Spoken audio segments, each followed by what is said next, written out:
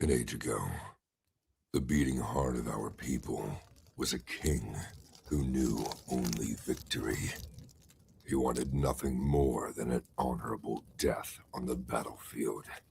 Yet, none could match him, and so he wandered the earth, becoming lost in time and tide. Then we too lost our honest purpose, while silk-clad men sat upon the throne. But tremble now, all cities that lay under the stars, for out of the shadows and mists of the land of promise, our courage has been rekindled, our heart has returned, and the world will burn.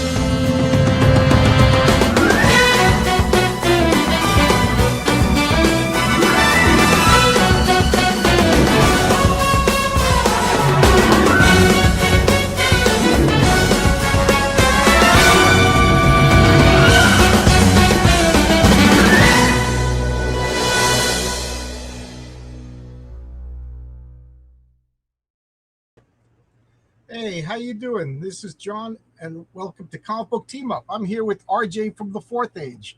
It looks like I'm sitting here in the dark. How's everything, RJ? Are you there? Are you on fire? Canada's on fire right now. RJ might have to evacuate. Well, not so much that it's the thunderstorms today. Holy, they were just constant every about 2 hours. I got wicked thunderstorms and the rain is torrential. So if you lose me, that might be why. If we lose you, it's because you got swept away in a torrent.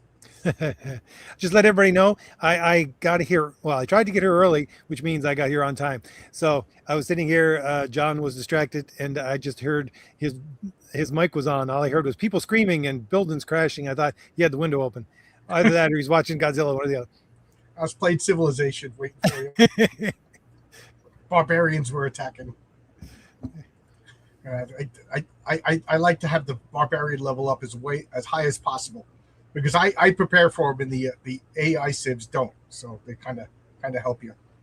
So in case anybody's wondering, I stopped playing Civ at 5. 6 was awful, and I didn't even get 7. I heard people just complaining that they switched out teams for after 5. They got like a whole new development team, and instead of like conflict and war, they're trying to like stress like problem solving and everything. Like that ain't Civilization. That ain't Civilization. Civilization is a struggle to survive game. So I still play Civilization 5, holding out hope that Civilization 8 will be returned to form. I don't think I've played Civilization since probably the mid 90s or whenever it came out. Yeah, I started playing it, I think, at 2. I never played 1. Ben Samar, voice actor. How you doing? We got storms in Texas tonight as well. Hope you have a blessed day. It looks like it's about to storm here in New York, but the skies are orange from the forest fires in Canada. So it was 96 degrees, humid. I'm working inside of an enclosed area, hot as could be, with 200 other freaking guys drilling and hammering and sawing, and then we got smoke from the Canadian fire. today was unbearable. I was Mr. Cranky Pants today. Well, John, you're taking it all from us because it's going straight down into New England and New York, and we're not getting any of the smoke on the East Coast. So Yeah. no. Yeah. Just like always, America's absorbing Canada's problems. It's only 86 here today, so not too bad. Good Yeah, beach. we subsidize your medicine, we subsidize your defense, and we get all your hate. Did you ever read those Remo Williams, The Destroyer novels? Oh yeah, there was I don't know if I told you this before, but the guy who about 5 years ago was writing the Remo Williams book contacted me at one point, and we Oh. talked about coming on my channel, but it never actually developed. Because the guy that trained Remo Williams, I forget, the Asian guy, they had like they defended like a village, like the original guy who trained Remo Williams, and it's some village in Asia someplace, and they ended up resenting him, like he would just walk around, like, because there was no fighting. He was such a good defender that it just seemed like this guy was walking around and doing nothing, and they're feeding him and everything like that, and they ended up resenting him, so he ended up leaving. It was like, okay, fine, but that's how I look at Canada. It's like, dude, you guys hate us, and like we are the best thing that ever happened to Canada. We give you cheap medicine, we subsidize your military. If not for us, I don't know. You just be Like Switzerland for North America. right. Don't do anything; you just protected by on all sides. Right. Yeah. At least Japan is nice about it. We're Japan's military. At least they're cool. They love us. Nobody more patriotic than the Japanese. I'm kind of fascinated with Japan now. Ever since Twitter like auto translated, and I'm getting people from Japan just like asking questions about America and loving America. I'm like, I want to go to Japan and just hang out with these Japanese people. I'm not even into anime or anything. I just love how enthusiastic they are. Like, we can't get Americans to be enthusiastic about America. Might as well go to Japan. And I'll be as that. I wanted to buy a house in Japan. I was reading that they got like dirt cheap houses, like in like rural areas. You're not going to get anything in Tokyo. But I'm handy. I go to Japan. Pretty soon work's going to be slow, and there's going to be like 4 months off again, like it always is. I'll go to Japan for 4 months, build up the house, and then retire in Japan. First world country, good medicine, no crime. I'll learn the language. I'll be a perfect Japanese citizen. Look at me. It's fun. I think it is the fact that they have some kind of laws that basically make it more expensive to knock down a house than to actually let it just sit there and pay the taxes on it. So everybody just lets the old houses just sit and rot. Yeah, like instead of knocking them down. No joke. You could buy a house, somewhere. I don't know where it is, but like you could buy a house for like $4,000 American dollars. I can get my tax returns and buy a house, in Japan. Why not? I was watching a YouTube channel where a guy, he was up in the mountains. He was Japanese though. He bought an entire school. It was, elementary school. That's where he lives. There's nobody there. He has the run of the whole place. Yeah, I'd do it. I'd be the best. I'd be the best Japanese citizen. I'd be polite. I'll do whatever they want. Pete Rock, this is my friend Pete. He says, without Canadian players, the NHL will go downhill. That's one thing. All right. So Canada gets subsidized medicine and free military, and we get we did get Captain Kirk, so that's good. It's a shame. I think most Americans want to like Canadians. Kind of rude. Yeah, me too. I've always liked Canadians. They were always nice. My wife is Canadian. I always thought they were just nice, and I think because America was the force field, I think they grew up in such a nice, pleasant place that they became super tolerant, ironically, which will be their demise. If Canada had just a little bit more hardship, maybe they would be overrunning by India right now. Because that's all Canada is a suburb of India at this point. Hey, RJ, you got yourself super chat over there. Mr. Bailey, thank you very much once again. Those who self-identify as dissonant right, aka alt or far right, claim that Christianity invented liberalism and therefore is indirectly responsible for the downfall of the West. Any thoughts? Well, see, here's the thing. Here's my two thoughts on this whole thing. There's plenty of heresies in Christianity. You can go through the 2,000 years and see them pop up over and over and over again.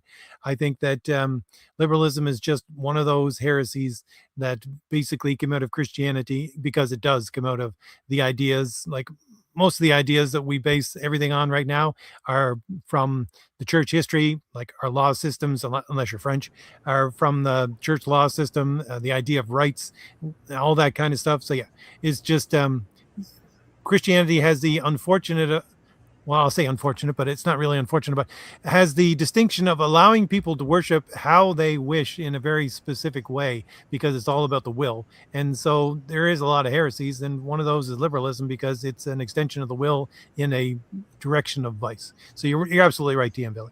But they're saying that it's our fault for liberalism. Well, it's not our fault. It's our fault for allowing people to be as free as they are. So, whoop-de-doo, 6 of one, half dozen of another. I'll take the freedom. If it gives us heretics, we'll just have to deal with them. Zach Dan says Civilization 2 Test of Time was peak. Yeah, I like Civilization 4 a lot. As usual, it's the government elites not getting absolutely. It's always all the problems. I will say this here to everybody: 90% of all your problems, whatever your problems are, 90% of them is because of the government. 10% of them are you. 0% are other people. Unless you're kidnapped, 0% of your problems. It's 10% you, 90% the government. Canada didn't give the U.S. Captain Kirk. That was the Ukraine, Israel. Okay, well, roundabout way. Not Ukraine, Latvia or something like that. One of those. Canadian demographics about the same as yours. We have no stones to throw. Yeah, we're committing suicide too. Saying Christianity made liberalism is like saying cops made crime. Lucky I decided to refresh YouTube, see if it was live. Yes, you are so lucky, Vaz. You don't know how lucky you are. You get to see me and RJ. You're the luckiest person in the world. Without Christianity, there would be not much of a concept of the West. It would be a bunch of different pantheons fighting each other. Yeah, I forget it. RJ, was it you who said this? Maybe it was you on one of your Saturday sermons. But like when somebody, because I was talking about how I think Western civilization is under attack, and they corrected me. This what you're calling Western civilization, only 25 years ago we called it Christendom. And I was like, yeah, you're right, and I've also been realizing that no other religion extends the grace and goodwill to the non-Christians than Christianity. Even Jews, you're Gentiles. The Orthodox don't believe that we have souls. They believe that we have animal souls. They call us goyim. The Hindus, I don't know, maybe the Hindus, but the Hindus, the Buddhists think we have, bad people. Forget about Islam. We must convert or be killed. But Christianity says they are touched by God. They are worthy of living. They're blessed. They have rights. They're made in the image of God. No other religion does it. And we take that for granted. All of these people that hate the West and hate America and I'm talking about like Americans that are progressives, basically. They take it for granted. They can't see the forest for the trees, or they can't see the water for the ocean. All these rights that we have, 100% is because of Christianity. And even Hutchinson, the atheist, said he would rather live in a Christian America than a Christian West than non-Christian. Like it or not. Look, we all agree the 80s were the peak, where the religious right were in power. There's two things that makes culture great. The right is in power, like the Christians are in power, and instead of everybody smoking pot, they're doing cocaine, because the cocaine makes everybody extroverted. They go outside their house, they do stuff, they build things, they try to pick up chicks, they wear bell bottoms, they wear fluorescent clothes, they run around, they play guitars really loud. You smoke pot, you sit home, you play video games, and you don't talk to anybody. So we need Jesus, and we need cocaine. Funny thought off what you were saying, John. Bye, everybody. I kind of realized this, I think it was in the 90s when I was watching the news. You go and look at other people's news around the world, and it really shocked me when I first realized it, but you'll see how other cultures see the people, the people who are not them, as subhuman in the fact that if they get in some kind of conflict, we'll kill like 20 of yours for every one of ours that gets killed. Right? It's like, that's how much they dehumanize the other side. Whereas we try not to do that with, we'll say Christendom, as we're talking about, right? Yep. Vazbez says we had to burn a lot of witches to get here. Yeah, and I was one of these lefties that was like, oh, these poor. But now I realize once women get in power, all they want to do is cheat on their husbands and kill their babies. So you know what? Let's burn more witches. I'm pro Solomon Kane these days. Like what happens? Like it's like it's getting to be a joke. There could be like this guy running. He's like, I promise to enslave all of humanity, take away all your wealth, but you can have unlimited abortions. You'd see every woman out there pulling the lever for that guy. It's just like enough's enough. I just saw a horrible case today of two gay men got a surrogate. I think this is in England, and they inseminated an egg, put it in this woman or whatever. I don't know. She got pregnant, and then a medical scan said that the baby was going to have like a cleft palate, so they told her to abort the baby. And she said no, and they sued her for $200,000 for breach of contract. The baby is born and it's perfectly healthy. So these two gay men are suing a woman for not murdering a perfectly healthy baby. Now, first off, all of this surrogate stuff should be outlawed. Either we can buy humans or we can't. You know what I mean? If I'm sorry, people, but if your body can't develop a child on its own, then go and adopt a kid. There's plenty of kids that need adopting. If nature's telling you we can't have a baby, that goes for gay people. Go and adopt a kid. And you know what? I don't even want gay people adopting kids anymore. I'm sorry. I'm turning into an old crotchety right-wing curmudgeon. And no cheating in Monopoly. So one of the weird things that's going on up here, John, has been for the last like 10, 15 years. And certain provinces have different ways to deal with adopting kids. And basically that's why a lot of the Amish are moving out of central Canada towards the East Coast, because central Canada is basically saying you can't adopt kids anymore because of your religious views. And it's getting to the point where they're starting to deny basically Catholics who follow their actual religion from adopting children as well. So, weird things go on in this world, John. We were talking about Canada just a little while ago. Well, Jules seems to be a little bit more extreme than me, but I view everybody as human, and I view everybody as having some sort of, either you value human life or you don't. And that goes for the unborn also. But not everybody is American. In order to become American, you have to appreciate the Constitution. I saw a politician, and I forget if it was Minnesota or Texas, a Muslim, and he says he believes in freedom of speech. No, he believes in freedom of religion. And they asked him about Christianity. He said, oh, Christianity is a false religion, so it doesn't count. So you don't believe in freedom of religion. No, he believes in freedom of his religion. So, how could that guy be in office? So I firmly believe that Islam is fundamentally incompatible with the Constitution of the United States, because part of Islam is compulsion. We will convert you, and if you are converted and you tried to leave, we will kill you. That invalidates it as a religion.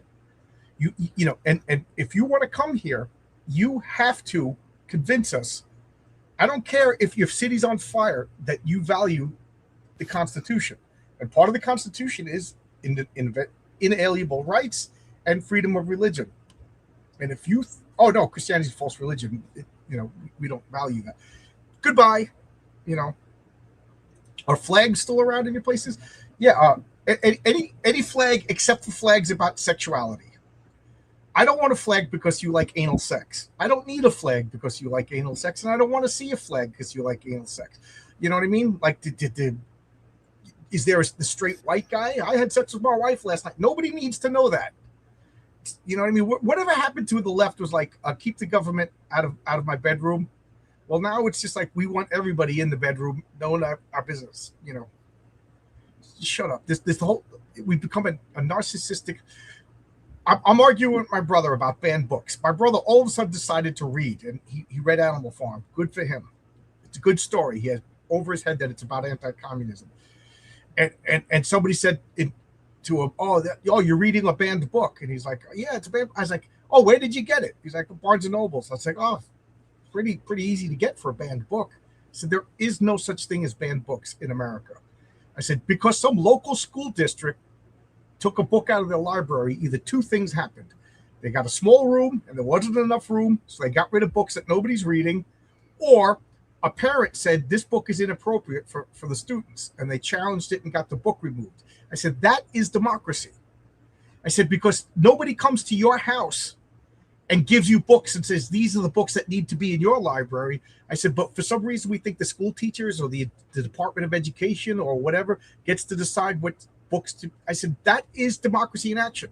Local schools should be run by the parents of the community. Saying that books are banned because the school doesn't want, PTA doesn't want that book in their off is the same as saying cigarettes are banned because they don't want cigarettes around little kids. R-rated movies are also banned because we decided that it's not appropriate for little kids. They're not banned. Parents have the right to decide what their children are exposed to. But I notice, they could take out that book by the Frenchman written in 1920. I'm blanking out on the title, where the premise of the book is 100,000 Indians moved to France and destroyed France. That book is out of print, and if you do find it, you're paying $400 for it at a local. That's a banned book. It's a coincidence that right-wing books you can't get anywhere. They're not, but left-wing books, they got end caps at Barnes and Noble on sale with the big sign that says banned books on them. Camp of Saints. Thank you, Jewel. That's the name of the book. Thank you. You know what I mean? It's just ridiculous. And my brother just hook, line, and sinker just buys banned books. You went and got this. You got 1984 at an Animal Farm at Barnes and Noble 4 days ago. You walked in, you bought it. Because somebody in Florida objected to that book for whatever reason. It's now a banned book, but that's the way propaganda works. That's the way the left works. I'm going to write a list of banned comic books. I'm going to put Heroic Tales on the top. And then, RJ, I want you to repeat that.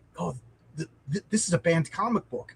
And next thing you know, everybody will buy my comic book because somebody made a list, somebody repeated the list, so therefore it's true, right? I'm really surprised that someone hasn't tried to cancel Robert E. Howard and all his Conan stories just because of his view of evolution, right? About, evolving from monkeys and de-evolving into monkeys and all this kind of stuff, and how he treats different races in his stories. If you read them and you know what basic years he was writing them in, you know exactly what he's talking about. I think that's the only reason that it skipped under the radar. Like what's his name? John Norman, who wrote those Gore books. That guy was canceled, and you couldn't get his books for like 15 years. If you wanted to get those Gore books, you paid an exorbitant. Now there's some press that prints them on demand that you can get them. But I just think it's funny that any left-wing book that is banned, it's got a big end cap in Barnes and Noble with a big sign, banned books. It's like, where? On what planet is The Handmaid's Tale banned? Where? In a Muslim country, it's banned. The Muslim country is banned. But go, my brother. Hey, Mike, go find Camp of Saints. Go buy that book. See, tell me what books are banned. Or a lot of David Irving's books are hard to get in the U.S. I actually think banned in Germany. His crime wrote a biography about Hitler. Didn't mention the Jew burning. Oh, there you go. Or I don't know. There's another book. I can't think of the title of it. But I just have to laugh at the concept of banned books in America. Some local school district didn't want. When I was a school teacher, my school got rid of a book of poetry by Maya Angelou because one of the parents objected because there was like a reference to oral sex in it. Well, you know what? My school was kindergarten to 6th grade. They don't need books with references to oral sex. Does that mean Maya Angelou is banned by Democrats in New York? No. You know what I mean? Knock it off, people. But everybody hears one sentence out of context and starts screaming. And then when you explain it to them, they don't care. They don't. I'm convinced that arguing with people is a waste of time. This is why I think, and I also make sure that everything that I do has some kind of printed copy. I was watching a video not too long ago. They were talking about how basically 90% of what was printed on the internet, solely on the internet from when it started, is gone now. It's just gone. poof, gone. And they'll be able to ban, we'll say, books or get rid of books a lot easier when they're only have a digital footprint Oh and there's yeah. nothing else, right? Oh yeah, yeah. They'll be editing them. We've already seen it. You know, some books are being edited and changed. You know, what's his name? Me and my friends, we played our role playing game, Villains Vigilantes. We played every Friday for years, and you know, every Friday I would be all excited because I drank a pot of coffee, and then I would write up our adventure on our forum that we. It was like $25 a year to maintain like a forum, and we just posted and posted and posted. And about a year ago, we had to take it down because it was like $600 a year because it was just like so outdated. So it really made me sad. I'm like, this is all lost. You know, all 20 years of stories and adventures and of goofing on each other.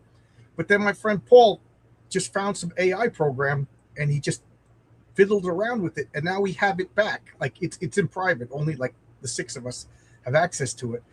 But man, it was sad to see 20 years of of writing gone. You know, my friend writing stuff, I'm writing stuff. You know, so I could only imagine just how much information is lost. It's just like early Hollywood. A lot of those films are gone. You know, those silver nitrate stocks. Film exploded and burnt down warehouses. You know, there's a lot of lost movies. Even if I disagree with it, I don't want to see these movies and films and books disappear. But I agree with you. Get hard copies, ladies and gentlemen. I think people are finally getting the message. Get hard copies. And I know RJ and I talked about this before. We buy old dictionaries. If I ever go to garage sales and I see like old dictionaries, I'll buy them. And it's just fun to look up words and see how the definitions have drifted over time. I was just going through the back section of what is it? It's basically a thrift shop today, John, looking at the book, see if there's anything worth looking for. I go to the reference section and I go to the oversized section. I avoid the novel section, but you know, I look for unique things. And dictionaries is one of the things I look for. If pee-pee goes in vagina, not mouth, and certain farm animals. But other than that, no, I'm just being funny. We'll keep it family friendly. But I don't know. The world is getting crazy and it's getting worse. It's, you know, like when they say like a drunk has to hit rock bottom before they get better. Like, RJ, are we going to hit rock bottom yet? Like, are we turned? Is it getting better yet, or is it going to get worse? Let me. I'll run a conspiracy theory I just thought of Cool. over the last week and for everybody. Okay, so I was listening to them talk about how there might be a large crash and recession pretty soon because of AI, and it's basically the same as the dot-com bubble from the 90s, right? So everybody invested in it and moved and figured out that this was their new thing that was going to save civilization, whatever, and drive it forward, and it popped, and all of a sudden we had a massive recession. So they're saying the same thing's probably going to happen with AI. And my question is this: do you think, because I think this is possible, I'm not saying, you know, I believe this, but I'll say this is very possible, that there's a lot of hype around AI, but the people who are in power hyped it up even more to the nth degree so that there would be such a big crash, because they do not want the people who are starting to get into power now to have any kind of leverage, and they want them to go back to international way of thinking, because you got a whole lot of nationalism starting to rear its head. You got it in the States with Donald Trump. You got Marine Le Pen in France. She's like skyrocketing in the polls if she can actually run for president. You got not the Reform, but the other party, the new party that Carl keeps talking about in Great Britain. You know, all these things, they're starting to take, they're starting to get traction. You think that maybe they're hyping up AI way too much, so that when it crashes, there will be a massive recession, and they will be able to blame the right wing, quote unquote, parties that are in power. They're setting up the scapegoat. Yep. Yeah, okay, I wasn't following you. Now I get it. So there's going to be a recession, and now we could, you know, like, yeah, because it's like New York. You know, they always, it's the capitalists' fault. It's the capitalists' fault. Meanwhile, it's like, you know, it's capitalist's fault. It's never communists' fault. And everything's climate change. Yeah. I see. That's actually a scary. I don't know. Maybe you give the leaders too much credit, but are they that? Are they that manipulative? Maybe. Maybe. I don't know, central banks and things like that, John. I don't think it's very much the politicians because they're not smart enough. But central Oh, bankers and people who really control wealth, watch when you stuff say like that. bankers. That's anti-Semitic. You're not allowed to say that one. You're not allowed to say bankers. Banking people, John. Usurers, right? I don't know. I don't know, man. That is scary to think about. I don't know. All I got to know is I'm glad I know a skill. I know I could work on my house when I need to. The only I gotta get friends with a hunter because I'll shoot a deer and then starve to death trying to figure out how to turn it into food. But I'll wire your house, RJ. I'll help you build stuff, but making food, I don't know. I gotta get friends with some hunters. But when that's what I judge people on how well they'll do when civilization collapses. Like RJ, you're gonna be fine, but like, New York City is gonna be, escape from New York as if it isn't already, but all my friends who like work in offices or lawyers, stuff like that, I'm just like, no, I'm not fixing your car. I'm not going to your house. I got stuff to do over here, I always joke with people that if civilization collapsed around me, I would probably eat better. And go hunting instead of eating Fruit Loops. Yeah, exactly. No more buying junk from the grocery store. It's got to put more effort into my garden and go fishing a whole lot more and hunting a whole lot. You got a lot of land? Yeah. Yes. Yeah, I have a tiny backyard. Yeah.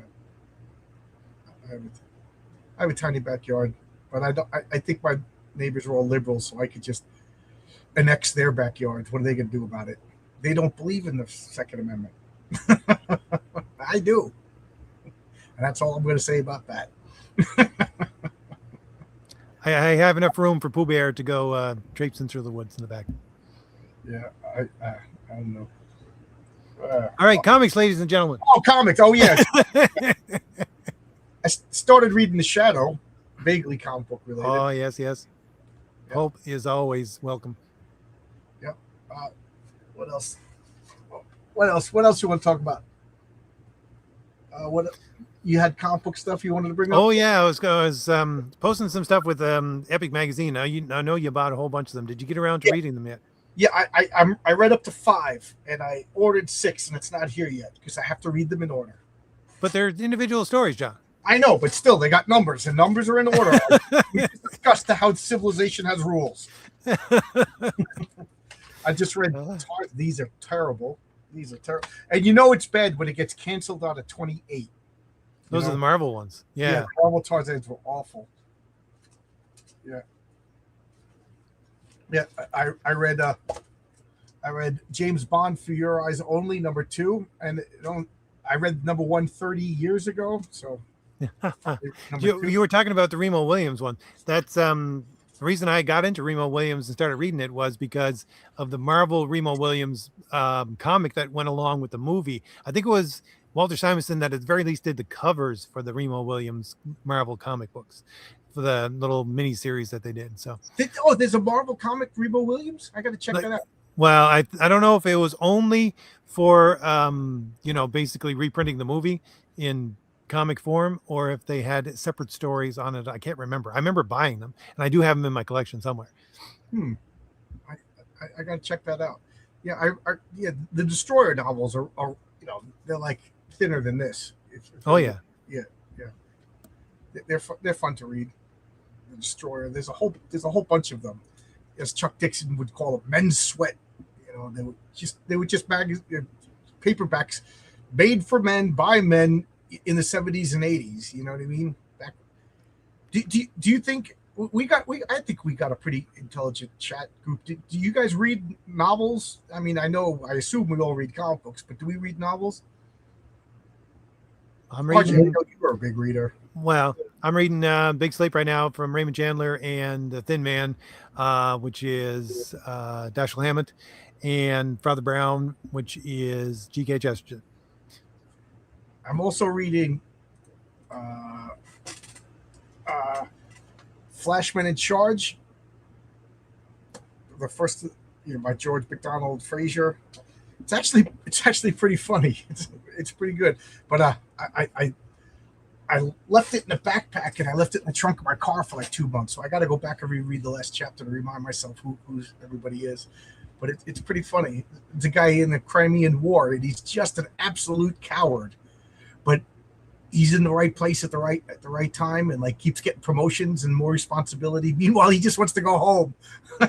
It's pretty funny. I think that would be a picture of an anti-hero, John. That would be a true anti-hero for me. Not even he's just I was gonna say a picture like Woody Allen, but I don't like to think about Woody Allen these days. I read novels constantly. Just finished Underworld. Oh, I don't know that one. I know Pete's a big reader. I'll send him my scripts, and he, like 3 hours later, he sends them back to me with critiques. I'm like, geez, did you read it? I said, yeah, I read it. Yeah. So what other comic book news? I'm trying to think. I've been reading a lot of comics lately. The overtime is over, so I'm like trying to read a lot. Oh, I read this. You would like this. This was excellent. Barry Windsor Smith. Oh, yeah. This is like an oversized, here's like a regular comic compared to it. This is gorgeous, and it's really good. I already ordered the second issue. Yeah, really, really good. Barbarian Tales. That's what basically that book is. Speaking of barbarians, this is basically the X-Men versus Conan. This was excellent. What else? What else am I reading? Geiger. This company, Magma Press, they're from Mexico, so like they translated into English. It's just kind of neat to read stories from Mexico. One of them was Roma Eternal, and it only had like 3 issues, and I don't know what happened. It was so good. I really, really liked it. But are you getting any? You're not getting any new Marvel or DCs, are you? No, I haven't been. Like, I rarely go to town at all anymore. Maybe once a month or so right now, but I never get into the one little shop that's left. Well, there's 2. There's a comic shop that I will not go to. It just will not, and for reasons obvious. And the other one is a Funko Pop place that sells comics. But I do have a friend of a friend who is very much into comics, and she's very young, so I may have access to newer comics pretty soon if we start talking comics. Oh, okay, that's good. Because somebody just posted a page for the X-Men today. I'll see if I can find it on Twitter. My Twitter. All right, but it was basically Storm is going to a doctor, and the doctor treats mutants. So, he specializes in mutants, which I think is kind of interesting. Wouldn't there be like a doctors that specialize in mutants and things? So I kind of like that concept. But so Storm is in there, and she's next, and the doctor goes, I recognize you. You're Storm from the X-Men. Get out. And she's like, what do you mean get out? She goes, we don't treat X-Men. And she goes, what are you, a bigot? He goes, no, I treat mutants. I'm a mutant myself. Mutants have free service here, but we don't treat X-Men. You guys are more trouble than you're worth, which made me feel good because now maybe people start to realize the X-Men deserve all the persecution. But I didn't. So I commented on that thread. I said, this page is so boring. It looks like a brochure. It looks like a dentist brochure. Like, come to our treatment center. It was just clip art or 3D assets of bland office in beige, and then obviously Storm and the Doctor drawn in. I was like, this is a Marvel comic. Stan Lee could have. I'm sure Stan Lee could have done something like this, but he would have made it exciting. Like, who do we blame? Well, we blame Marvel, but is it because they pay so little, or do the editors just not know exciting art anymore? Yeah, I don't think they know very much at all. But that would be a very interesting story. I'd like to, that would be an interesting backstory because, it would be, in my mind, mutants would probably die young because their systems are so different that no one could actually deal with them and be a doctor to them. And so you get this guy that comes along who's a mutant doctor. That would be an interesting story. That would be something that would take a good story arc. Right. That's what I said. I like the concept of it, of Okay, I found it. It was easier to find than I thought. But I thought it was an interesting concept. That's the kind of stuff that I think is interesting. Like, okay, you want to do a twist of the X-Men? They would require specialists for doctors. You know what I mean? Like, oh, this guy got a tentacle growing out of his forehead. I can't treat this. I don't know is this normal? We got to go to it. And even the mutant specialists, mutants are supposed to be different. Like, each mutant is supposed to be unique. You're not going to have 40 Wolverines, otherwise you're not mutants anymore. That's a subspecies. So, I think that would be exciting. So just check out how boring and bland this is. I'm going to make it bigger, as if that helps. Somebody said too much dialogue. I said, you've never read comics in the 70s and 80s. Yeah, really. Yeah, so too much dialogue. That don't bother me. But look at how dull that is. Okay, my number one gripe, I can tell you off the bat, is where I always go is the color. It's Right. teal. So they're going into the orange and teal again, which is supposed to be evoking of emotions, and they got way too much of the same color. And you need to go at very maximum 2 panels with the same background color. That's it. Usually should have every panel with its own different background color. If Right. you're not going to put in anything in the background, that's fine. You need to have, like, I keep on saying about the Conan comics. If you have a panel, which they usually did with John Buscema, if you'd have one panel on the page that didn't have any action in it, it had a red background in order to keep your mind moving at a good pace to keep up with the rest of the action so it didn't slow down. Right. These are things you need to know. These are things you need to do in order to actually get people to read in a good fashion and keep themselves interested in a comic. This is puke. I said same thing. My first impression is, man, this coloring is awful, because I've been reading comics now for 47 years, and each panel has to have its own majority color to differentiate it from every other panel. Yep. You know what I mean? And the majority of this is that teal? I call it snot green, but teal. So you got one panel that's a different color. Okay, congratulations. But it's mostly empty space, which is wrong. It's mostly the same color. And then it's just is that I don't know, clip art, Photoshop, 3D assets. I don't know what the correct term is, but like, that is just lazy, dull. And this is an X-Men comic book. The X-Men comic that I just showed. I mean, now I gotta get it. Well, John's looking for it. I'll say this: if you're going to have extra negative space that's on a book, on a page, it either has to be there to build tension because there's no words, or there is a substitution of action for any kind of background, and so you don't need anything but to focus on the action that is occurring. This is just breaks both of those rules right off the bat. Right. This is an X-Men comic. This is exciting and new. To Quote the Love Boat. Yeah, but I just got to show this one. Oh, I opened up right to it. I mean, this is X-Men that I read, so I'm going to make myself big. Can you see this? That's Colossus riding a freaking dragon as Cyclops is murdering barbarians. Okay? And then Wolverine is holding on to the dragon tail, slicing barbarians. That's a panel. This is a page in an X-Men comic. This Storm with the boobies sticking out, Wolverine murdering people. Again, with the red background with Wolverine, because he's not doing anything in the panel. The red background. Yep. Look at that. Nightcrawler attacking women.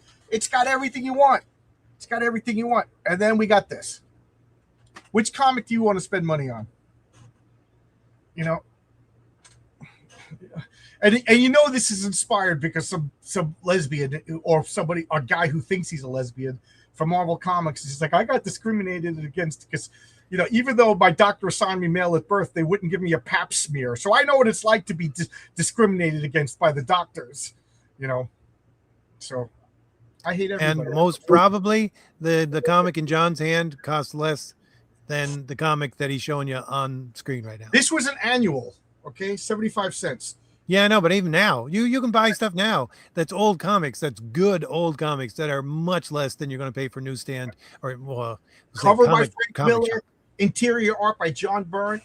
George Perez, inked by Terry Austin.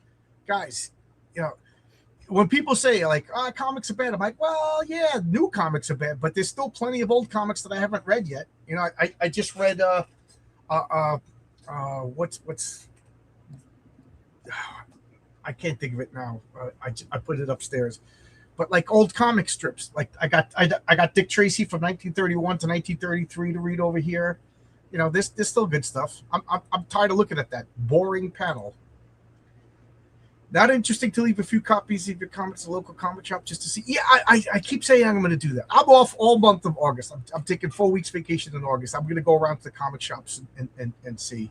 I want to do a couple of conventions. I really, you know, what's his name? Vaughn Coleman said I could probably come with him to a convention or two. Marvel's Tarzan is bad. I haven't read them, but it's Marvel, so you know it's trash. I like old Marvel. I'm not gonna say it's bad, but that comic is bad. It's really bad. The first 5 issues were great. I was excited. I burned through them, and then the next 23 issues were just a slug. That's a problem. There's, excuse me, a major problem with something like Tarzan, where you're in a jungle and backgrounds have to be intricate if you're going to put any backgrounds in at all. And the combination of blank backgrounds and movement in those Tarzan books wasn't enough in order to set you in the place where it's supposed to be. That's why I think Tarzan works so well as a novel. It's because it can paint you a picture in a background, which is, you know, half a page of words, and then you have it set and it's in your mind, and the entire thing takes place in that background you already have set in your head. That's why Tarzan works so well. That's why I think Conan works so well as a print story, things like that. Well, I got to say, the first 2 Tarzan, I read the first 2 Tarzan novels. I got the 3rd Tarzan novel right here. I'll read it after the shadow. The first 2 were page turners. I did not expect them to be as good as they were. Holy mackerel. Because I never liked Tarzan. But after talking to Chuck Dixon a few times, and he loves Tarzan, so I said, you know what? I trust Chuck. So I found a good cheap copy, like $4, you know, cheaper than a new comic book. Man, did I really, really like that. I was like nervous. I was nervous. Tarzan, you know, he was an ape. He didn't see people. And then he finally, the first people he sees, he's fighting with, and he strangles a black African, and he's about to eat him. And I'm like, no, Tarzan, you can't eat a human. Like, I was reading this book, like biting my nails. And then at the last minute, it's like some internal thing said you couldn't do it. But he was going to eat a human raw because he's an ape man. He didn't know any better. And then he becomes a little bit civilized. And then the second novel, he's a secret agent working for the French government, recovering jewels. You know, it's a jewel theft. You know, not that I expected. And later on, he goes and meets dinosaurs. I mean, I got to keep reading them. I really liked it. That's one of the things that you're asking what I'm reading. That's one of the books I have on literally my desk next to where I'm usually read. It's there. It's complete works of Tarzan. It's there as in one of the things I'm going to pick up as one of my next books. I read I think the first 5 John Carter Warlord of Mars books, and I know it's mean to say, but there's a couple of world building things that like just bother me. Like in the first book, everybody's telepathic and you could read each other's minds, except his mind is opaque to it, and then they never really mention it, you know, like, and then everybody comes from eggs, you know what I mean? So like I don't know, like you have sex with Asia Thoris and she has an egg, you know, it just that I know it's nitpicky, but that kind of stuff just bothered me. I like the fact that he was this mysterious Eternal, like at the beginning of the book. Did they ever bring that up again? Like they implied that he was like always around, and like some sort of internal power is what transported him to Mars. So I want to talk about this. Tim says Elon Musk was interviewed a while ago. He told the reporter he was a big fan of the X-Men. He even named his company X after Professor X. I didn't know that, but that is pretty cool. And I've been, every once in a while I tweet. So everybody in the chat now, go tweet. Elon, buy Marvel Comics and put John's Long Box as editor in chief. We got to fix it. We got to fix it. I promise you. Me and RJ, I think we did a couple of weeks ago what we would do if we were in charge. The X-Men would right away become a horror comic. I would tell every editor, this is your sales. This is what you have to hit or you're fired. You have to do it. You have to do it. I'd give people long runs. And I personally will write Kamala Khan Miss Marvel, and I'll do my best to make that a fun comic book. And we would have a bullpen. I would be going down once a week down the East Coast to see John. And You got to work it. You got to wear a mask, because if I see what you look like, you're fired. I don't want to see your face. I'll start smoking cigars. I'll blow smoke at people. I'll act like J. Jonah Jameson. You know, I like those, but I have a hard time getting the recent one. Recent what? Your comment so far behind. So just repost what you talk about. That is really objectively terrible. What a horrible trend. Is that a trend? Are you talking about the X-Men? The X-Men page? That was objectively terrible.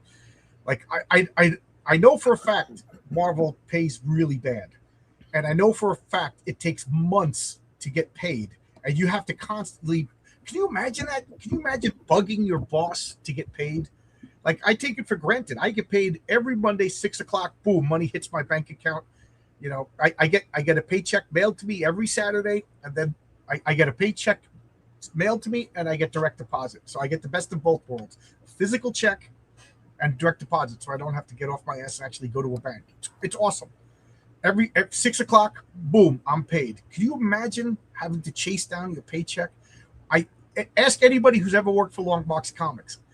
I had guys that told me that I pay them too fast. Like, that's a problem. They're like, dude, I lost track. How many pages? You paid me so fast. You know? So, you know. I got to say, John, I said this in one of my videos a long time ago. I worked as a freelancer for decades. And yeah, they're trying to chase down your what people owe you is a pain in the neck. So eventually it becomes, these people just, I don't work for them anymore. If they won't pay me on time, I'm sorry, you're not going to get work done. I worked a lot of overtime, and one day my boss forgot to put in 5 hours. So I was like, oh man, I got screwed out of 5 hours. He goes, okay.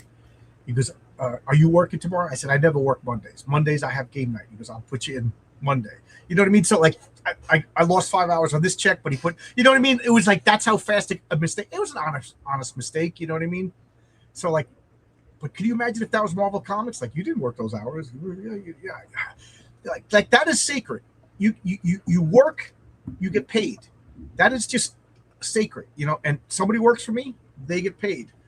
You know, it's just the way it is. It's just the way it is. I'm pretty good. I'm pretty good about paying the guys who work with me. Why are the comments not loading? Oh, the old Marvel is worse to do in Marvel.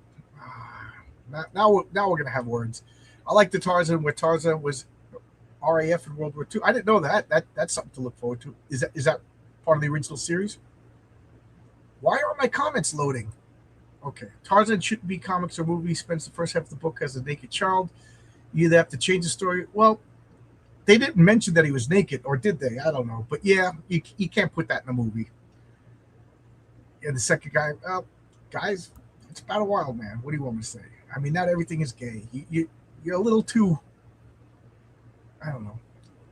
There's quite a career leap that could happen, but build up to it. War's Edge books are an updated version of Hammer Schlammers. I have no idea what you're talking about. Do you know what this is, RJ?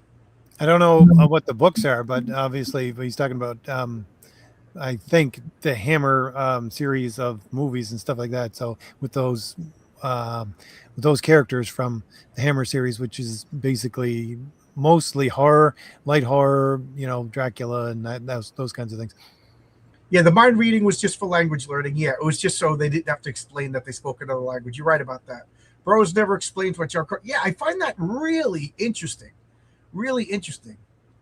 I'm probably making a bigger deal out of it than Burroughs ever did. But John Carter was this immortal warrior. Yeah, you were telling me this. Some of the books are 1, 2. So I read 2 and 3. So 1, 2, and 3 are great. Okay, so that means 4 is probably the first bad book. I read 12. There might be more banger. Okay. Get me action pics of Spider-Man or you're fired. No, get me pics of sales going up or you're fired. I want to see that chart up there. I want to see an arrow going through the ceiling or you're fired.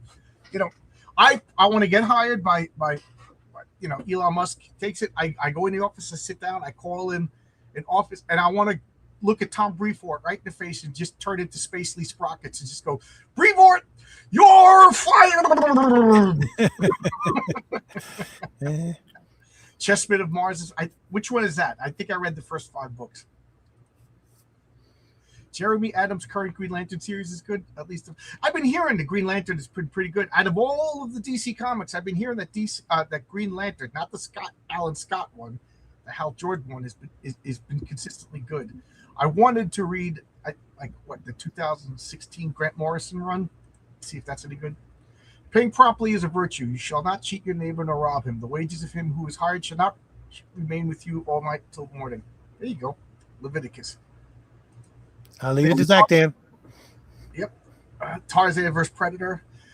RJ, how do you feel about these mashup books, like Superman versus Mickey Mouse, or Predator versus Alien is a natural? But yeah, because I was posting a while ago and people were like, "What is this book? Does it exist?" Because it was Predator versus Batman. I was thinking, yeah, it exists. It came out in the 90s. Right. The only one that actually worked for me as a book and I thought really nailed the story and was good enough was RoboCop versus Terminator. And they just seamlessly integrated those two stories and made it an alternate universe where RoboCop became the actual origin point and source of what Skynet was and how it evolved. So, yeah, and of course, Walter Simonson art. It's beautiful. Plus the Walt Simonson art. Yeah, yeah. I'm not too crazy about like mashup books. Like Fred Flintstone versus I don't know, Wolverine or something. You know what I mean? Like, some people just love, like, I liked it when the Marvel and DC did that amalgam. Every once in a while it's kind of fun, but like, I don't know. For the most part, I don't like when different universes cross over. I love those amalgam books because there were just so many Easter eggs in those, trying to figure out what characters in the background were a mashup of what, because you didn't even know who they were. It was just the artist throwing two things together. It was like, this is beautiful. I could spend all day looking at the panels, trying to figure out what the heck's going on. It's funny. Jules says this in the Venus. Yeah, there's a whole Venus series. I never read them.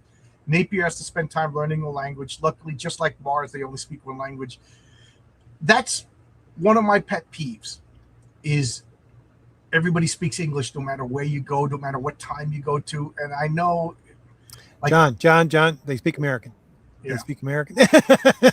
But like, in Star Trek, they got the universal translator. To me, out of all of the technology in Star Trek, the universal translator is the most ridiculous. Unless it's like psionic and it goes into people's brains. How different is or the different language? Like we got the Hungarian language that is, if I'm correct, we don't know the root and it follows no known laws. Rules. It's like a singular language that unless you learn it, you can't figure it out. So, and that's just on one continent.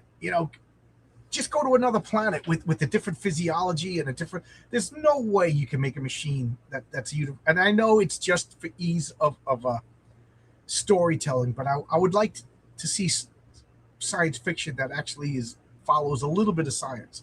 Funny enough, Douglas Adams, who is a comedian, basically writes funny things, came up with the best idea that I could think of, which was the Babelfish, which is the fact that you stick it in your ear and it basically eats brain waves and then turns them into something that's more akin to what's it's next to. That's why you put it in your ear. All right, so I guess I only read 4 books then, because this doesn't sound familiar. I got the complete series, big old leather-bound books. I'll go back and read the ones. I did like them. A guy without a shirt isn't inherently gay. I was speaking to liberals. Oh, okay, we're obsessing over characters not having shoes. Yeah, I mean, I just today, I don't know. I was in a bad mood today because of the heat, the humidity, and the working conditions. So every time I was on a break, I'd turn on Twitter and then somebody like, how did Deadpool, who's openly gay, do better than Supergirl, who's like closetly bi? And I'm like, first off, Supergirl's not closetly bi. Okay, Supergirl done right is the all-American girl from space. She's good, wholesome girl. If you want to have like, who loves horses a little too much. but Deadpool is openly gay. It's like I saw those movies. He was pining after that beautiful woman whose name I can't, remember. But like, yeah, he flirted with other guys, but that's him being a goofball. Like, openly gay. It's like I've come to the conclusion that gay people are so emotionally immature that they need validation from everybody. They need validation. Oh yeah, absolutely. From the trees, the air, cartoon characters, spoons, like they're claiming Abraham Lincoln. You know, it's like, dude, just go on with your life. Go on with your life. You know, go touch each other's butts and be happy that we're not killing you.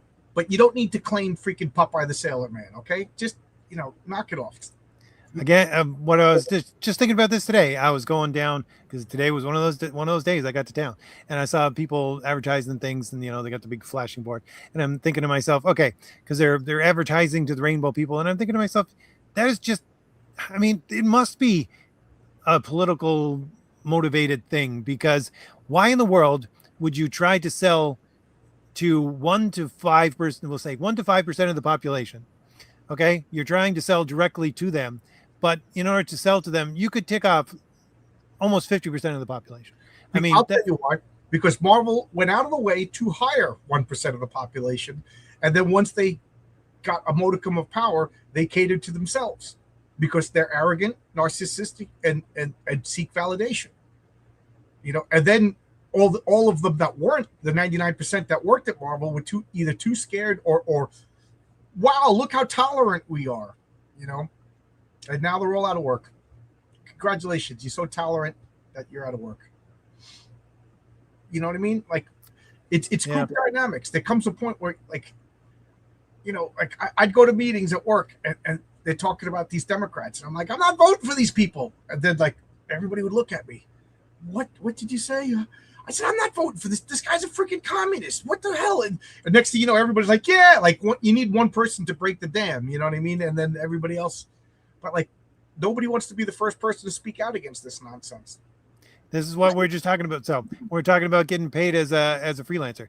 I did well as a freelancer because the people who didn't pay me well or didn't pay me on time, they just got pushed to the wayside. And I got a client base that was full of people who actually paid me on time and paid me well. But these people who work for Marvel, this is why, I think in part Comicsgate failed in the fact that they thought that, okay, we're going to pay people, we're going to pay them on time, we're going to pay them a living wage to do pages. Why don't you come over and work for us instead of working for Marvel, where you don't get paid and you're living off of ramen and maybe some sardines? But no, they won't leave. They won't leave that attention box because I work for Marvel. That's it, right? That's their currency. It's not I get to eat every day. It's I work for Marvel. I can say that, and I get attention on Twitter. And Marvel is a foot of, you know, how many people came and tried to use it as a way into Netflix or Hollywood or whatever, you know, back when Iron Man first came out, what year did Iron Man come out? 2012. The comics, there was problems, but there was always problems, but they weren't that bad yet. And then once the MCU came in, Marvel Comics, DC Comics became cool, and everybody wanted to work for Marvel Comics because it was the new hot thing, you know. And like it or not, like I've come to the conclusion. I told this story many times. I remember sitting in a bar and we're listening to the Eagles on the jukebox, and I'm like, oh man, you know, every time we go to a bar, it's like the same 7 songs on the jukebox. How many times we got to listen? I said I would love to go into a bar, plunk money in there, and you know, I'm listening to the Misfits or, you know, the Bad Brains, bands that I like. My friend Jimmy goes, no, you don't. He goes, the worst thing in the world is for your stuff to get popular. I said, no, I just want to enjoy a beer and listen to music that I like. He goes, nah, you got those records at home. You know, and I remember arguing with him. And now 20, 30 years later, I'm like, Jimmy, you're absolutely right. Everything that I liked became popular, and it's ruined. It's ruined. That's like a Chinese proverb. The things you like become popular. It's like them's fighting words, RJ. What did you just take that back? Yeah. Mars 1 go to Mars, then ending on Earth 2. Carter returning. Black Martians, Therns. Yeah. The Black Martians from the moon were coming to steal the Martian women. Now, what did you mean by that, Edgar Rice Burroughs? Yeah, Mars is Sun and Tuva. Okay. Yeah, I read 4. I remember Carson of Mars, right? Is that his name? And I think, Thuvia was just born. Meet the headless people with different species as their head. Oh, I got to read that. That sounds cool. Earth 6 is Earthlings comes to Mars. Paxton has eventually finds a girl with the head replaced into another body. Cool. I know a couple of girls I wish I could switch their bodies and their heads. Great body. You got a great head. It's called the Butterface, John. Yeah. Don't you remember? Yeah, the Butterface. Yep. Yeah. I remember this mean I dated a girl. She just had the most beautiful face. She looked like the one that died on Twin Peaks.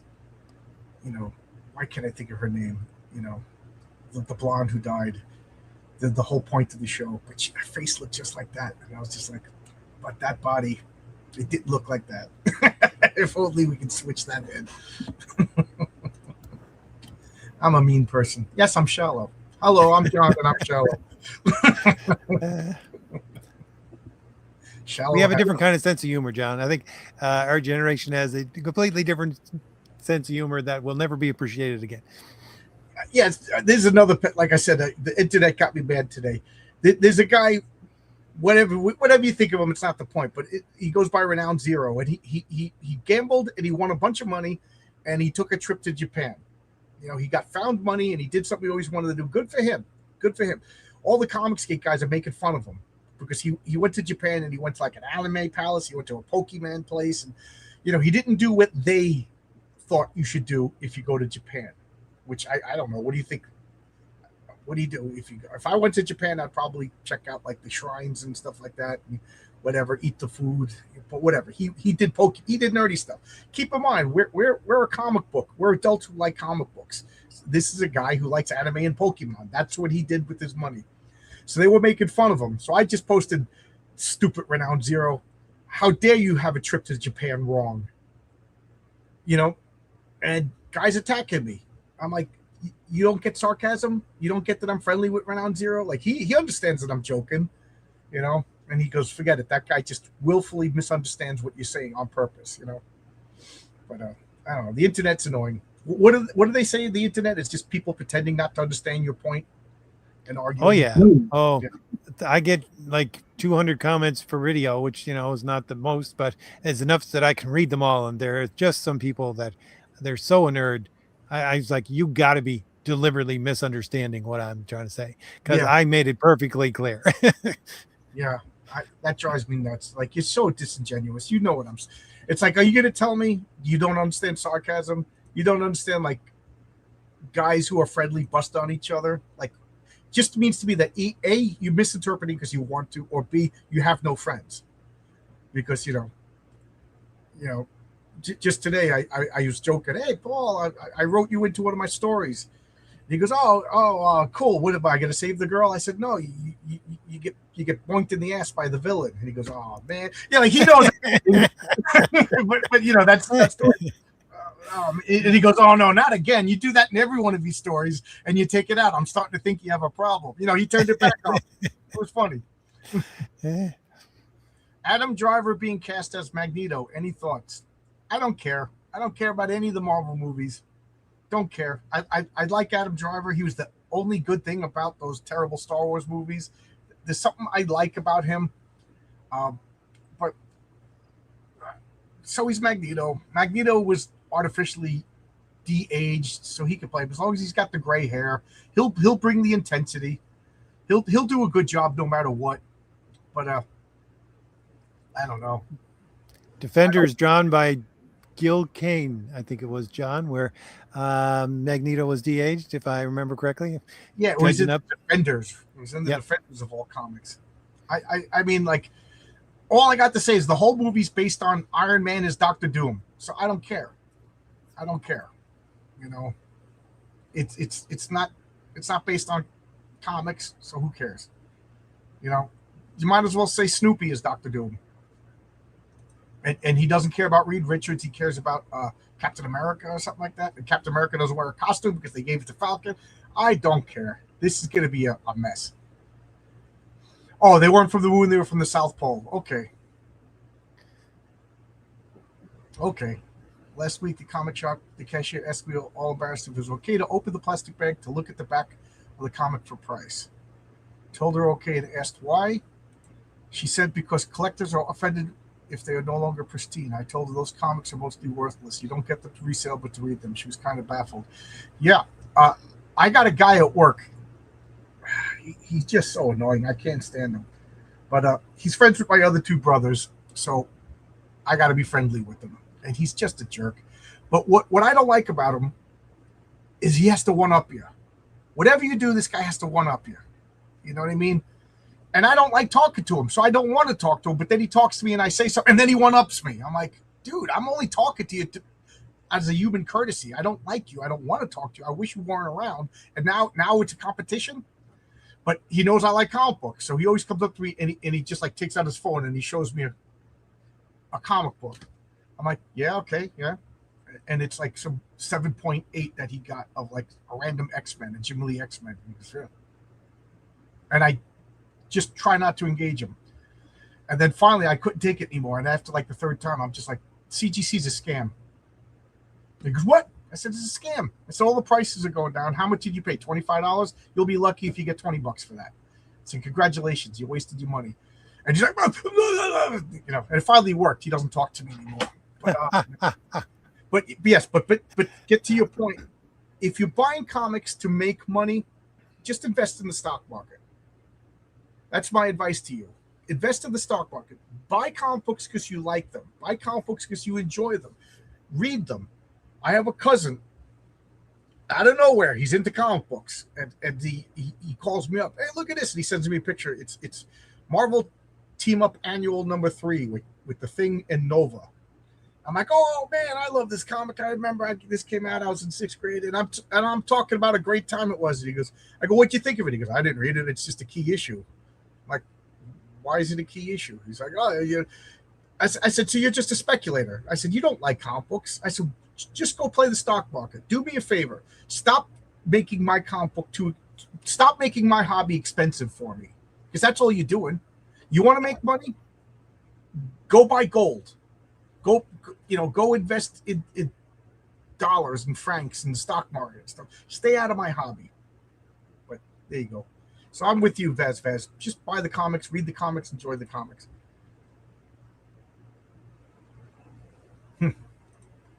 My theory is that there are those rebellious and those who are legalistic need one another. So first they have a safe way to express rebelliousness. Second one, to keep from purity spiral. I don't exactly know what you mean. If you could elaborate to a dummy.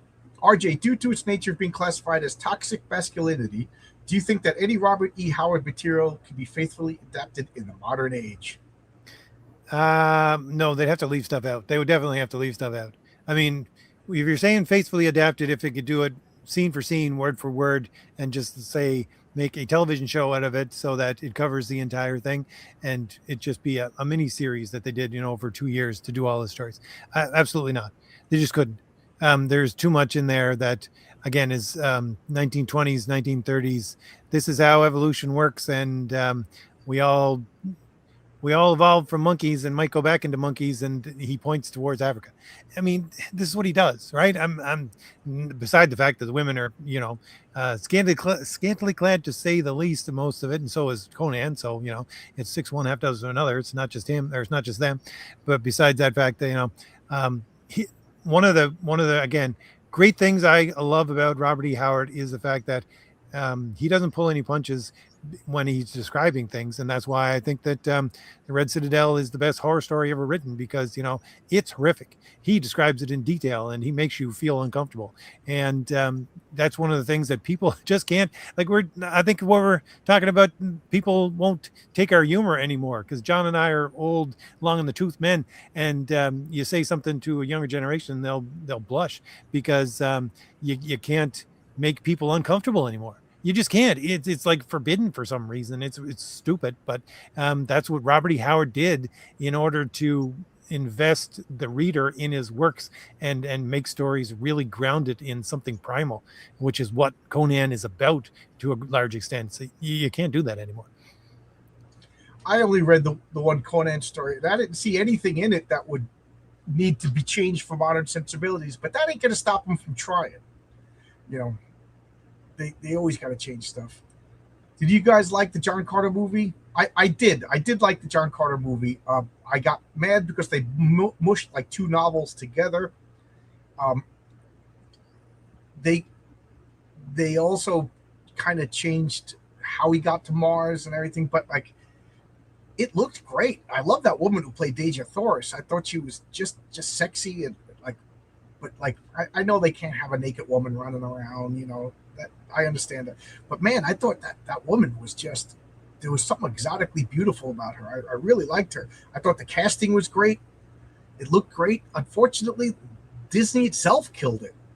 It could have been a fun. It could have been a fun franchise. I don't understand. I really don't understand why Disney didn't advertise it. I agree with John. The fact that they tried to smush too much story into one movie killed it because it was too complicated for people to follow. They should have made it much more simplistic. It would have done great. Yeah, it has too much nudity. There's two ways you could go about it. You could just cover them up, like the Conan movie with Arnold Schwarzenegger. I still love that movie, even though I know it's not accurate. That was my first exposure to Conan. You could go like that, have a booby scene every once in a while or whatever, or you could just do the John Carter thing and just ignore the nudity, or you could go full on Netflix graphic nudity Game of Thrones. That just to me is just watch porn. And you know what they'll do these days? They'll just make it like graphic nudity, like Spartacus. You want to watch Spartacus? It's like just rent a porno movie. That's a good thing. There should be nudity. I will say that 90% of nudity is gratuitous. Like I turned on my TV and I was like, I wonder what's on. And it was there was a TV show based on Dune, of all things, Dune. And I turned it on and there's a cunnilingus scene. I'm like, when did Frank Herbert write this in Dune? I'm like, I'm done. This is just so stupid. I think honestly, what we we're talking about earlier about Tarzan applies to Conan so much because there are some things that work in print that don't work in any other way, and that's the part of the stories, that Robert E. Howard tells and others like him that do pulp, is that they set a scene and they give you something that you can put in words, but you can't put. Well, back then you couldn't put into pictures, either on a page as a comic or on the screen if they're going to make a movie, anything like that. But they're able to paint pictures that could not be described in any other way. And I think the human mind paints a better picture, excuse me, in itself than a director would. Yeah, I think there's like Lovecraft. I think is impossible to film because. How Lovecraft basically says we're not going to describe it. It's something somebody else. So what you just going to see people's reactions and not see the monsters, stuff like that? It wouldn't work. What is this comment? Most fantasy show on TV streaming now aimed at women, so the naked men. Yeah, nothing matters. It's like I don't know. Like women's sports now, they're making rules that you can't like show all these women. But let's be realistic. Why is any man watching women's sports? And the women do have choices of what to wear. That's what they choose to wear. So just kill the interest. But then you watch a Game of Thrones and you're like, oh geez, this is pretty explicit. And most of it was unnecessary. It didn't help the show. And then the show didn't help the show. For example, when listening to punk rock is considered rebellious, that is fairly tame. But when everything has to be accepted, people push the envelope. It's kind of human nature to push the envelope. And I think RJ, you said it. Like the left doesn't like to be told no. It doesn't matter. Everything. You opened my eyes to this. If when they say what is communism. And there's like, oh, you right wingers, you define everything as communism, Marxism. It's just like, well, if you deny objective truth, that's communism. If you just wash everything else away, and if you get rid of objective truth, then there's no limits, and if there's no limits, then so like the left, like, oh, this local school didn't want this book in there, so now the book is banned because somebody out of 250 million people, one person objected to the book. So now there's a banned book list because somebody thought, that a cunnilingus scene in a novel is not appropriate for kindergartners. Oh, you see how the left wants censorship? It's like, no, these people they're like children. They want what they want when they want it, and they don't want to be told no. And if you're told no, and we got to just ignore these people. Don't even engage them. Just look at them like you're crazy and just keep going. I'm really ready for Trump to become the dictator that the left thinks he is. Yeah, I got to say, Samuel Jackson fell off the cliff as far as likability to me. I sorry, Sam. I used to like you, but you're just another Hollywood freak. And he just gave an interview 2 days ago about how he was a crackhead watching his baby. And I'm like, I'm done.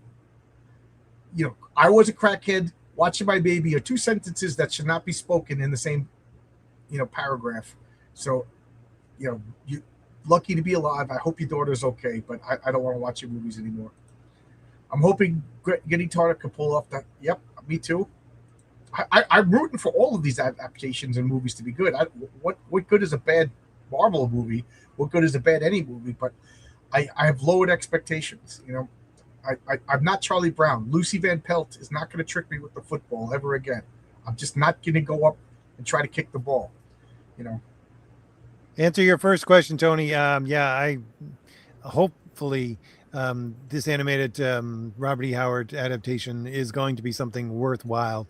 But, again, I'm like John. I'm not putting a lot of hope into it. Your second question, you're not really – I understand how the parliamentary system works in the UK, but the fact that you got only 80% of your own party voting for you to become the leader of the entire country that didn't vote for you, you're not a leader. I'm sorry. You're not. He's not going to do anything except be a placeholder. Yeah. And isn't he like some ex-WEF guy, World Economic Forum guy? Or I don't know.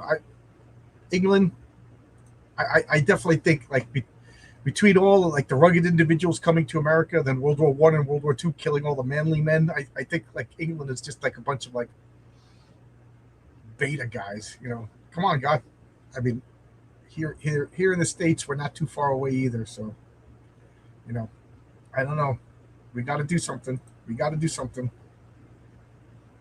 Communism is an ideology that humanity's been fighting for thousands of years. Absolutely. Ever since the serpent in the garden, bitter, spiteful Cain.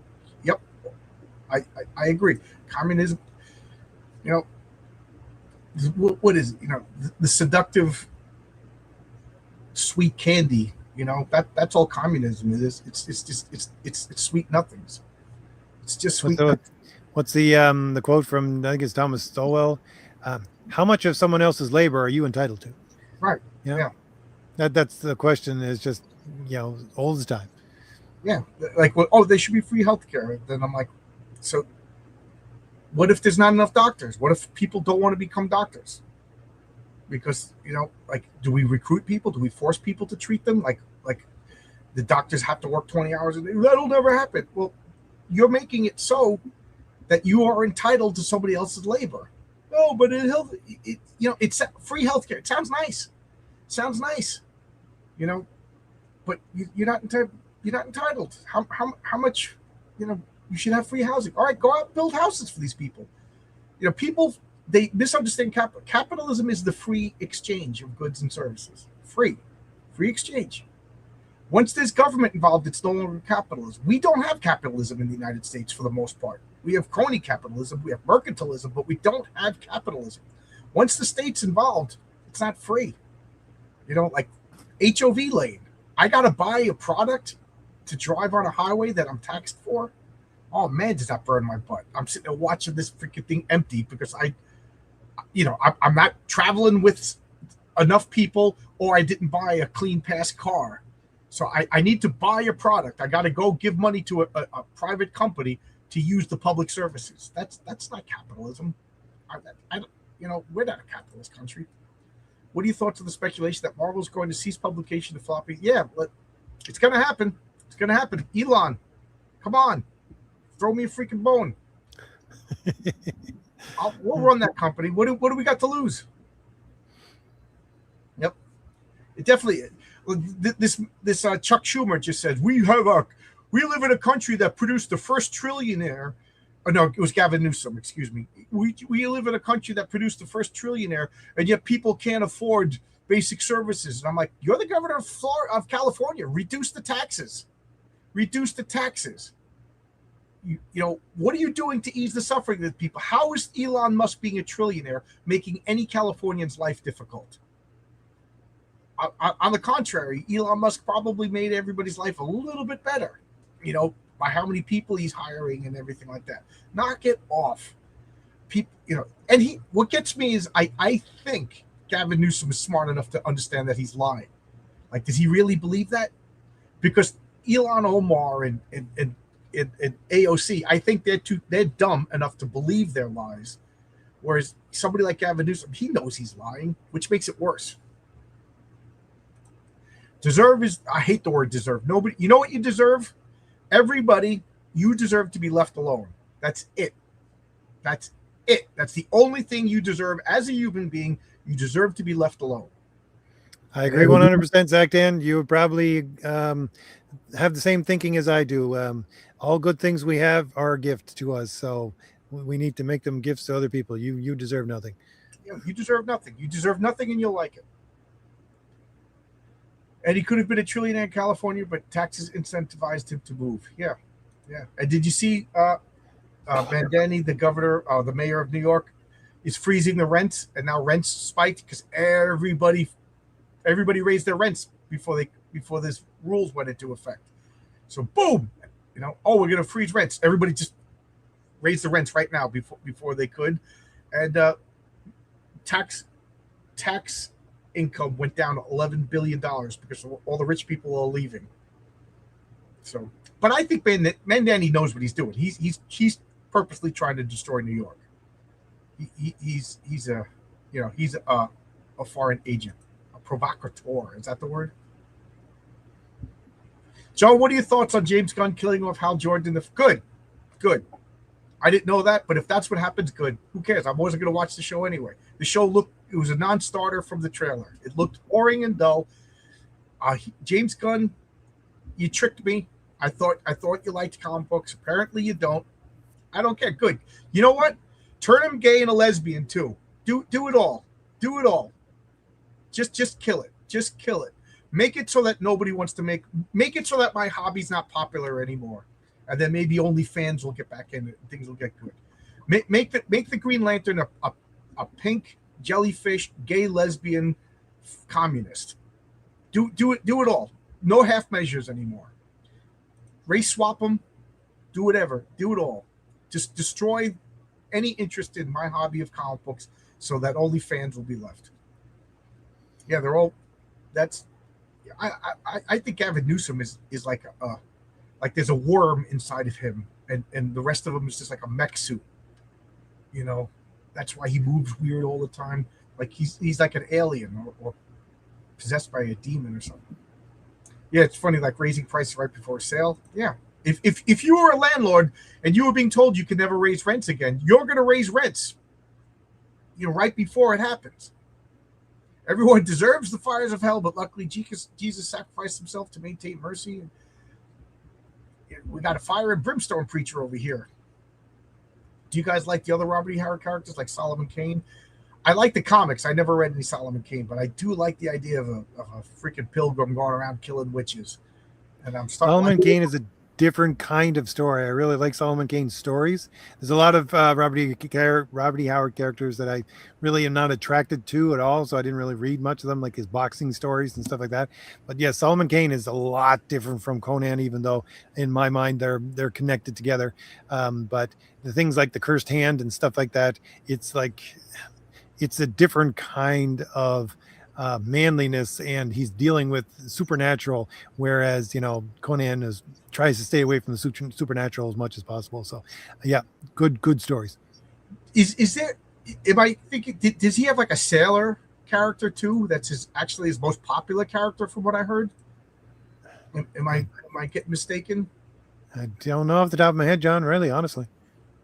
Yeah, because I heard that he had a sailor character that during his lifetime that was his bread and butter, and everything else he did, because he liked doing it.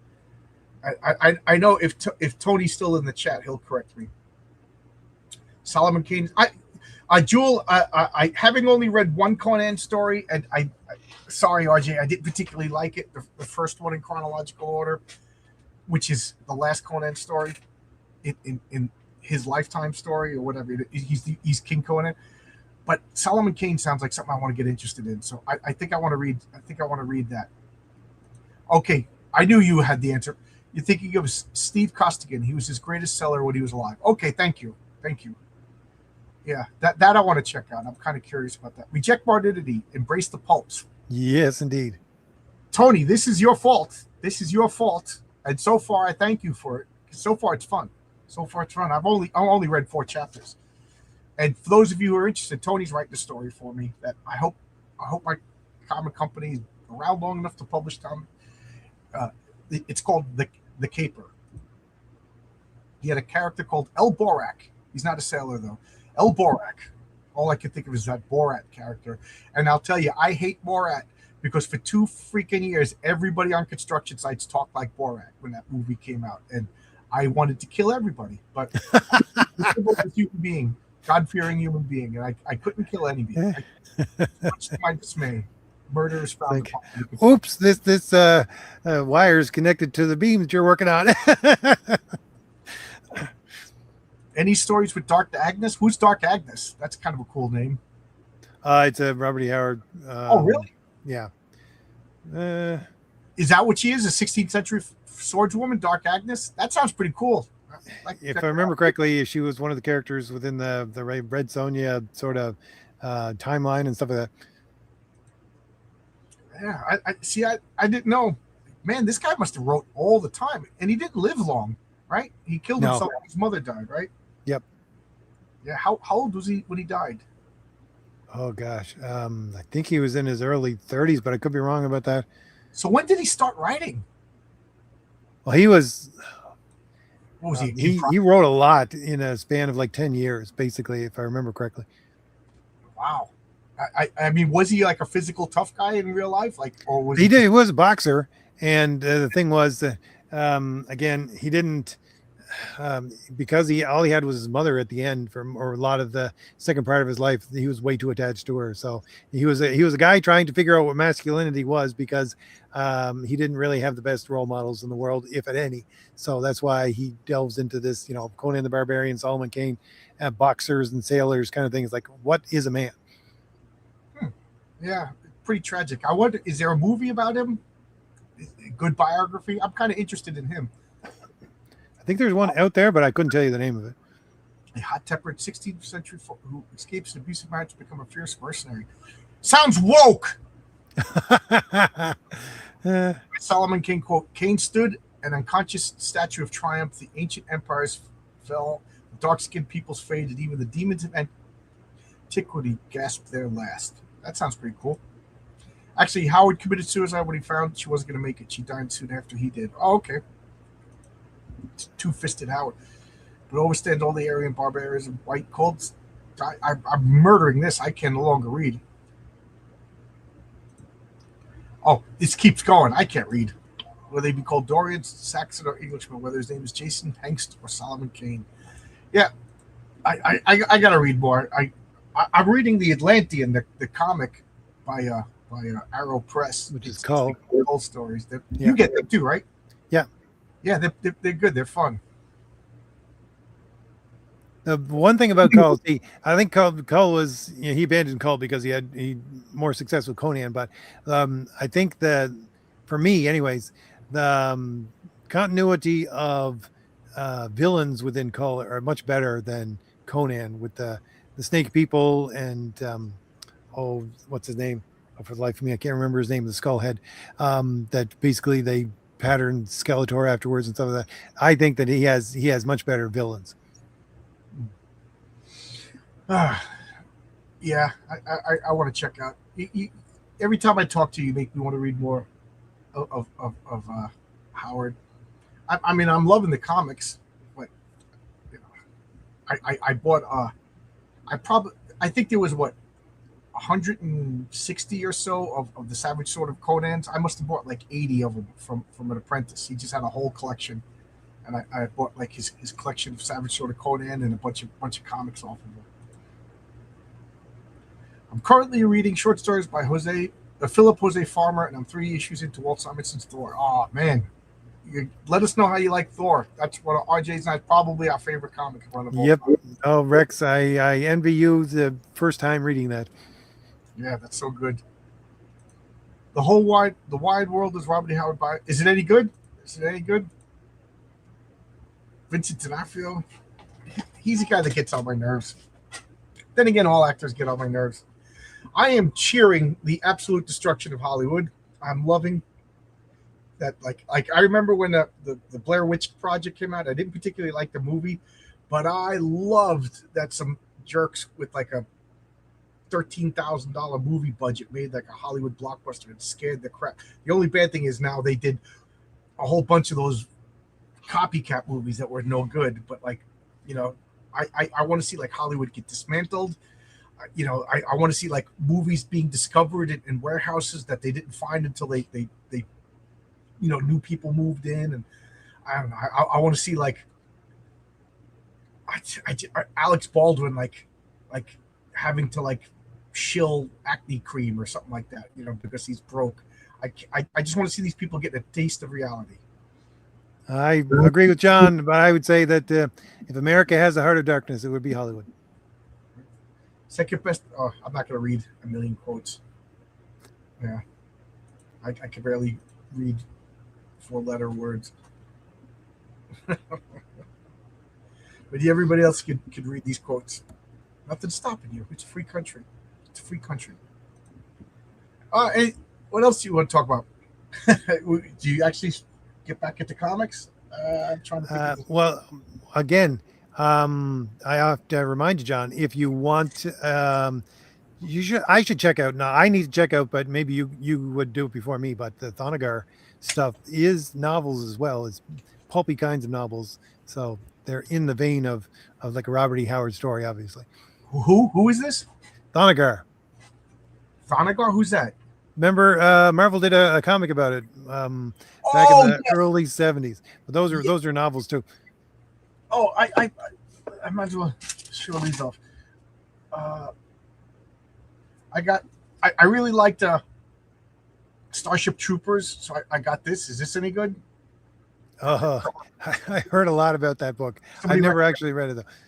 I got another Doc Savage novel. I'm pissed off because I thought this was the third one, but it's the 27th. So, and then people were telling me that D&D Magic System is based on Jack Vance, the Dying Earth. So I wanted to read this. Yeah, I bought this book because somebody told me this is the closest to a banned book ever. It's supposedly it's like I don't know, weird philosophy. I have no idea, but I got it because somebody said it was banned. And I think it's mostly banned because I think that's the way the future is going to go, John. Really? We're going to head into Starship Trooper at some point. But I got this book because I'm really interested in Jamaican ska. You know, this is about a convent in Kingston, Jamaica, from like the 40s to the 60s. I think it might still be around. And there was all these troubled kids, like kids were just, the parents were drug addicts or whatever, criminals, and they would just grab the kids and throw them in this convent and raised by nuns. And this little old nun over here, she just taught them all instruments, and they became like world famous musicians. Now just imagine that. Like people talk about the convents and the nuns, stuff like that. This little old nun over here gave the world so much. Whether you don't know it, but every one of you knows songs by these people. Like this is one of the most influential people in musical history that you don't know any about. And she was a Roman Catholic nun, raising boys who had either no parents or drug addict parents or criminal parents or dead parents. You know what I mean? So, you know, shut up about all you know, the Catholic Church started hospitals, you know, knock it all off. People who talk bad about religion are people just showing their ignorance. Yes, there's problems because it's human, you know. Put two humans in a room, there's problems. You know. But oh wow, a lot of comments came up while I was looking through books. So that's my stack of books that I gotta read.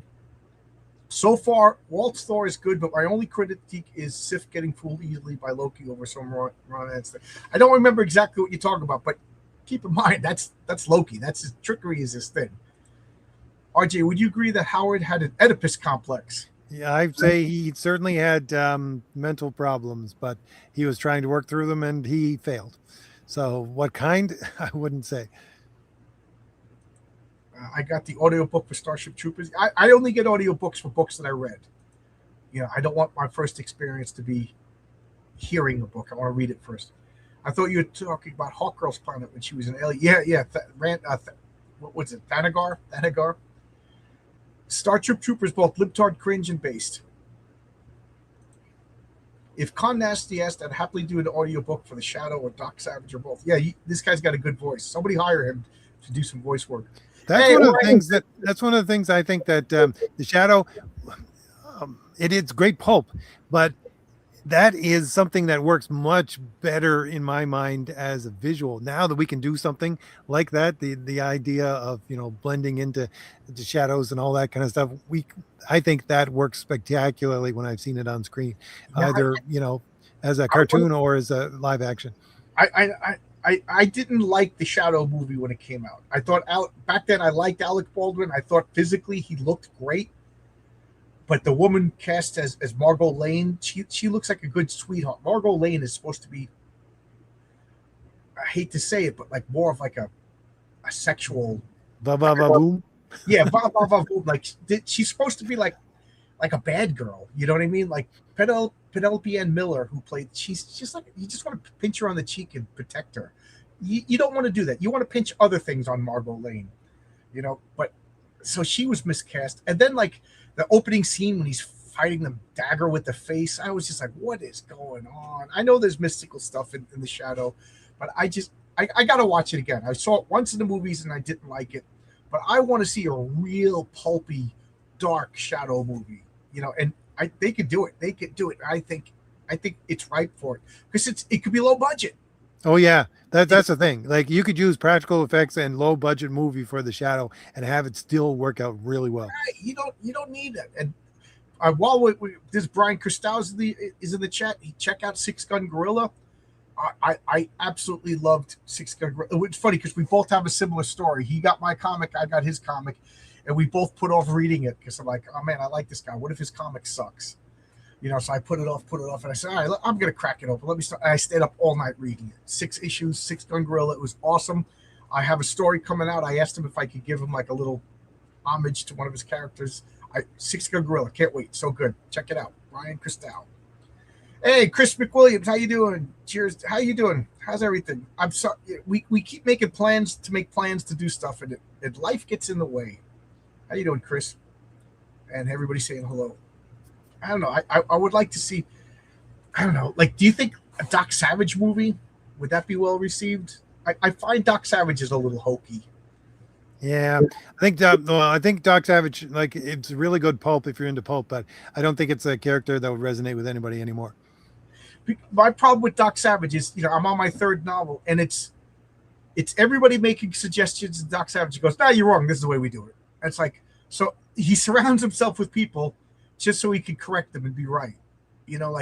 Just once I would have been like, if one of the guys was like, "Doc, what are you, nuts? Flip this switch right here." "Oh, thank you." And then like one of the novels, he's got like a trained chimpanzee. Like would it just get hokier as it goes along? Alex Baldwin sucked as the Shadow. I didn't like it. I remember not liking it, but now people telling me it was good. My wife and I just rewatched all of those 90s pulp movies, but I purposely didn't watch The Shadow. But we watched the first Zorro, which was excellent. I'll have to let me put this in, Tony. Let me say this: he didn't actually play the Shadow. He played Lamont Cranston, and Lamont Cranston is supposed to be a weasel. So think of it that way. Did it work for you that way? I thought physically he looked perfect, but I just remember not like. I got to watch it again. We watched The Phantom, which is good, not as good as Zorro. I love The Rocketeer. I know The Rocketeer is not a 40s thing, but he fits in that world really well. But I would love to see like a real, like a Shadow movie made like a 70s, grindhouse movie. Oh my God, that would be awesome. That would be awesome. Race swapping is bad, but The Rock would have made a really good Doc Savage. Yeah, okay. Well, you paint him bronze. Like, I don't care if the actor is supposed to be Hispanic and he's not Hispanic. As long as you can pull it off and it looks good, you know what I mean? That doesn't bother me. Like, I'm not this purist that, like, they have to be Greeks to be in the Odyssey. Like, if as long as they kind of look Mediterranean and they pull it off and treat it in the good actors, I think that's just a bad hill to die on. That you have to be the race of the character. You're actors. You're actors. Luke's not from Tatooine, you know. You're actors. But yeah, I think The Rock would have been a perfect Dr. Savage. The thing is, he's just a terrible actor. He's just a terrible actor. Sorry, he's charismatic, but he just says lines. He's like Jack Black, you know. I don't think Walter P. Gibson's black and white morality would play very well in modern day Hollywood. Yeah, but it wouldn't work in Hollywood, but it would work in the Farm Belt. The regular people would like it. The regular people would like it. Hollywood's got to remember that they got to make movies for regular people. There's more of us. Yeah, there is a Doc Savage, Man of Bronze, 1975 film. I want to check it out. Will Murray actually made a couple crossover books with the Shadow of Doc Savage. I did not know that, Rex. What we really need is a proper Doc Savage. Yeah, I mean, could that be the next expanded universe? I'm tired of expanded universe. Just make a good movie. We really need a proper Doc Savage. Yeah, Doc Savage's movie made in the 70s was a comedy blatant ripoff of Buckaroo Banzai. I'm the only person who liked Buckaroo Banzai. I wanted to see like 20 more Buckaroo Banzai movies. They're ridiculous. Peter Weller was perfect. I just get a kick out of Jeff Goldblum walking around, you know, obviously Jewish, dressed as a cowboy. Just made me laugh. It was funny. I thought it was good. Back when Ellen Barkin was sexy. A bit of counterintuitive advice I hear is to strive to be the dumbest person in the room, meaning that you want to surround yourself with smart people. It's not counter. Yeah. You know, hang out. Human beings are social animals. We do kind of become who we hang out with. You know, doesn't the Bible say avoid the near occasions of sin? You know, like when you hang out with troublemakers in college or high school, like I did. High school, I hung out with troublemakers. I was getting in trouble. You know, you hang out with, and then in college, I started hanging out with guys that like to read, talk philosophy and stuff like that. And I was the dumbest person in the room. Still am, proud to say. The George Pell Doc Savage is so frustrating because it starts off perfect and then it turns into a cruddy TV movie. I thought Buckaroo Banzai was in the 80s. Yeah, it was in the 80s. It was in the 80s. Now, the first 4 movies just set up. The 5th is when they plan to get good. What are you talking about? The first 4 movies was just set up. I don't know. We've been talking for an hour and 45 minutes. Are you guys tired of me yet? We can, you know, if I had 100 more years, I would read every book that everybody recommends me on this channel. But I had 100 more I years. wish I had the time. I finally read the 20 long boxes of comics that I mean, just look at this. This is my stack of comics then. You know, and then I got that stack of novels that I just showed you. Yeah. I don't know. I don't watch TV anymore. Like people just like, do you watch the show? No, I have no idea what you're talking about. Like I think I'm at the point where I don't get pop culture anymore because I don't partake in it. I also, this is going to sound really, really mean, and I don't mean it to be mean, but like on YouTube, like on Twitter and stuff like that, I cut people off. I'm like, I don't need to interact with that guy anymore. You know what I mean? Like there's a certain group of comic book people. You all know who I'm talking about. That I don't need to interact. I don't want to talk about them anymore. And when I find out like you're still involved with them, I'm like, I don't have any need to interact with those people. Like, you know, it's like cancer that I'm just exercising. You know, I just want to talk about comic books, and I don't even know new comics anymore. I'm officially a curmudgeon or a grognard. Oh yeah, you're talking about expanded universes. Yeah, make a good movie.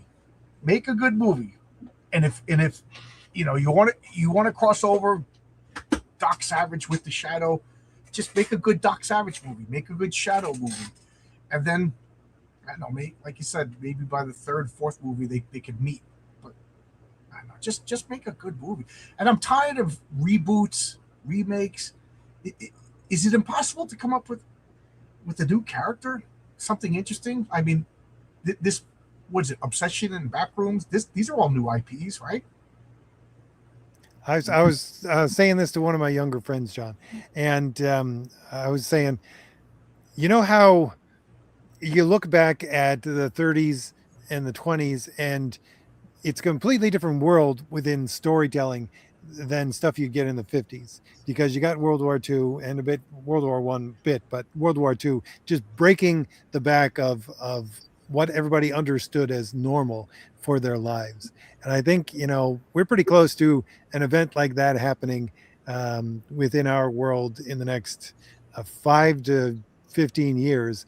And I'm just waiting to see. Again, this is why my channel concentrates on heroes. I think that the new stories should be based upon the heroic ideal, but these old kinds of stories are going to die a miserable death soon, and we're going to have a, let's say, reordered idea of what the world is and how it works, so that stories work much better.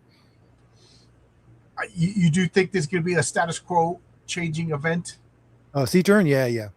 A C turn, is that what that term means? A C turn? What does that mean? Like we're gonna be going, like, we're going in one direction and we're gonna be turning right around. Like, and we'll be going in the opposite direction. Oh, not like the ocean, like the letter C turn. Okay. Yeah. Turn. Okay. Yeah, I don't know. I can't help but think in my guts that something catastrophic is going to happen. And whether that's a good catastrophe or a bad catastrophe is yet to be. But I got this, like, I don't know.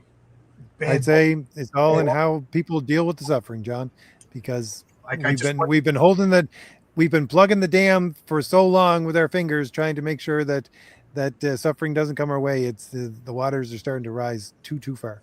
Right. Like part of me wonders, like, I just got a statement. I got for my job. I got a 401k. I got an annuity. I've got my Social Security, and then I got a pension, and then I got a state pension, and then I got an international pension. So I got like 4 retirement plans, and one of them I completely forgot about. I forgot about the annuity, and like if I was to retire tomorrow, my annuity would take care of my mortgage. I'm like, oh my God, I'm like, oh, but things are better. Me and my wife are like, look at this, and now I'm like, yeah, but America's going to be over in 5 or 6 years. Should I just spend my money now? Like, that's how bad things are going. Like, all right, things are going to be good in 15 years, but there isn't going to be anything in 15 years. Like, it's I'm going to be looking like the Toxic Avenger. And my neighborhood's going to be on fire. You know what I mean? There's going to be like a 3-headed dog just on my lawn. Like that toxic German or something. I'm like, Invasion of the Body Snatchers kind of thing. I had a good pension, but now I'm eating like potatoes that I find or something. I think it's pretty obvious that James Gunn was trying to make James Stewart the Green Lantern for the cinematic universe. Yeah, of course, he's black, and black people are better than white people, right? I mean, George Floyd is a saint. He did nothing wrong. White people did everything. White people committed all the sins. White people are the devil. The sooner we're eliminated, the better, right? Yeah, because Africa is such a great place. We should all live in Africa. It's so good, right? Anybody want to write a story called White Planet, where it's colonized by certain individuals? What gets me mad is a bunch of white people are going to go to Mars, and they're gonna fight the climate. They're gonna terraform it. They're gonna make it nice, and then 200 years from now, they're gonna be like, "We need diversity," and destroy it. I mean, look at India, man. I wanted to go to India so bad. I thought it was so freaking cool. I what's his name? Jewel is going to make fun of me, but I always thought Indian women in that traditional makeup and everything, I thought they were so exotic and beautiful, and oh my God. And then the internet happened, and we learned about India. Nobody wants to go there. It is the most, you play that game, you go to geo caches or whatever, and try to find a spot in India with no garbage, and man, the internet just destroyed the mystique of India. Yep, things are gonna get bad. They publish so. I mean, if the judges keep ignoring, if I finished my thought, YouTube is gonna pull my video. They published so many books over the past. Some of them just not to be good enough for a movie. And yeah, maybe what's that called? Milkmaid. Maybe that'll be a movie, right? You know what I'm talking about, like that woman who gets a job milking minotaurs. It's like, I thought it was a joke, but it's porn. It's animal porn. It's bestiality porn. Don't objectify women, but read smut. Knock it off. Oh, we have an actual woman here to tell me I'm misogynist. Culture isn't changing until people change. Yep. Eh, C for Catwoman. Get rid of the grifters. That's one catalyst. We gotta do something. I mean, like, we have politicians now. I saw this guy give the speech, and I forget if it's in Minnesota or Texas, but he's a Muslim guy, and he's got the whole Muslim look on it, and he says, "Oh yeah, I believe in freedom of religion, but Christianity's a false religion, so it shouldn't have any rights." You know, and I believe that he believed that. I believe that he didn't think he said anything wrong, which means he shouldn't be in America. Which means you shouldn't be in America. It's like, you know, I also believe we need license reform. You need a license to fish. You need a license to fish. You need a license to provide food for your family. You need a license to collect rainwater. You know, what do they say? A license is just the government taking away your freedom and then charging you for it. You got to pay property taxes. You know, all the liberals like, housing is a right, but then you got to be taxed on your rights. You know, knock it off. And then the judges.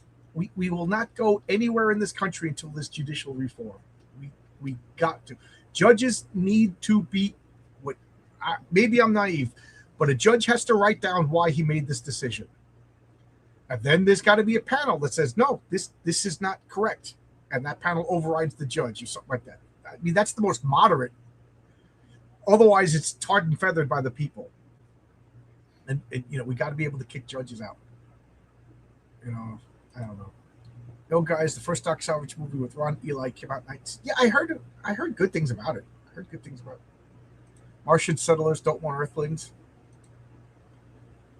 I'm not going to make fun of you for thinking the top 1% of Indian girls they showed their movies were pretty. You're probably right about that. You're probably right. What's her name? Priore or Raj? Yeah. You're probably right. I may be dumb, but I ain't stupid. Yeah, you know, I always thought like Ukrainian girls are beautiful too. These tall blondes. And then you go there and they look like a talking potato. You know, the top 1% of any race are beautiful. Yeah. with the unibrow, John, you can't forget the unibrow. I'll fight the grifters if you pay me.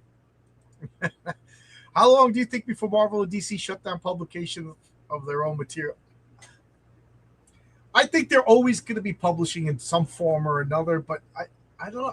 Will they be webtoons? Will they license out? I don't know. I think that's inevitable. But how long do you think? I don't know. 5 years, 10 years? Teach people to fish instead of eating the park ducks. Yep. All right. I think Zach Dan has had the last word. We're 1 hour and 57 minutes in, John. And we had actually a really good discussion on pulp fiction and everything that is connected to it. I wanted to talk about off the beaten track stories, and we accomplished our job, I think. Wow. I took you off the road so far. We got on another road. Good. Yeah, Sound Engraver, you're late. It's our We're fault. early, Sound Engraver. Yeah, Sound Engraver, it's not your fault, it's our fault because RJ had things that he had to deal with. I had to work overtime. But RJ, how do you feel about 7 p.m. like from now on? That it looks like my job has evened out. Yep, we work around John's schedule because he's a working man. I work for myself, so I can go one way or the other. RJ's sounds good to me. And we all should hate him and envy his stuff and position and take from him because we deserve RJ's stuff. I am the bourgeois Bigfoot. Yeah, the bourgeois Bigfoot. You can't find him. He's blurry anyway. Bigfoot is always blurry. And I'll explain why in Heroic Tales 5. Why you can't. And I can't wait for this to come out because I don't. If I get excited about my stories and then I spoil them. They've got to keep publishing that. Zach Ted, you just brought up a conundrum. Now, RJ, you know that if DC doesn't continuously publish Wonder Woman, they lose the rights. So they need to publish Wonder Woman to keep the rights. If they go to Webtoons or license it out, will they lose the rights? Does anybody know the legality of that? I don't believe they would. I'm not that well versed in copyright law, but in my mind, I wouldn't think that would violate the terms of publication. Okay, I don't know either, but that is interesting. That's an interesting thought. I got to ask about that. Sound engraver.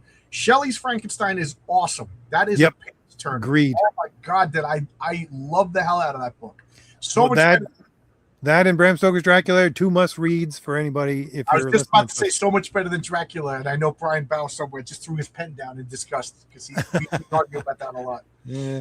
I like Dracula, don't get me wrong, but Frankenstein blew Dracula away. I like the fact that Dracula is not about Dracula. It's about the friendship built up to try and kill Dracula. Yeah, yes. A lot they missed the point a lot. And I love the fact that American Texan is the one who finally kills Dracula. Exactly. Spoiler alert. They're losing the rights to Wonder Woman in 10 years. Yeah, she goes into public domain, right? Yep. Yeah, it might be a moot point. Second read, utterly tragic. Yeah, I really do like. I almost spoiled some, but I have I have a story I tentatively called American Frankenstein. RJ, did I tell you the premise? I'll tell you because I don't want to tell anybody, but I'll tell RJ. All the good Wonder Woman stuff is from the first years anyway. It's not like they're. Yeah, Wonder Woman really did. I like the George Perez stuff. But yeah, Wonder Woman got the shaft by DC. Because he had a bunch of men who they didn't like Wonder Woman. They didn't want to write Wonder Woman. She got some pretty lame story. But before I go off on the next tangent, we will say goodbye, kids. Anything you want to say before we go, RJ? Just let remind everyone, if you're new here, there are links in the description, both for John's video and for mine, on both of our channels for our books.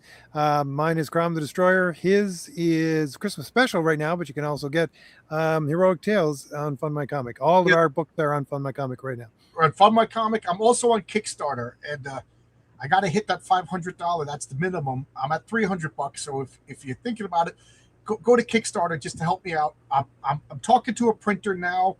If you order the books, I'm going to ship everything on Fund My Comic first, but I'm also going to ship the Kickstarter stuff. You know what I mean? At pretty much at the same time, but whatever. I'm talking nonsense. Just back me, support me wherever you can. I just got to hit that $500 threshold on Kickstarter. You know, and but you can get it on Fund My Comic. You can get it on Kickstarter, and I'm going to stop it now before I continue talking. You can see that the caffeine is driving me crazy. So good night, everybody. Goodbye, kids. See y'all later.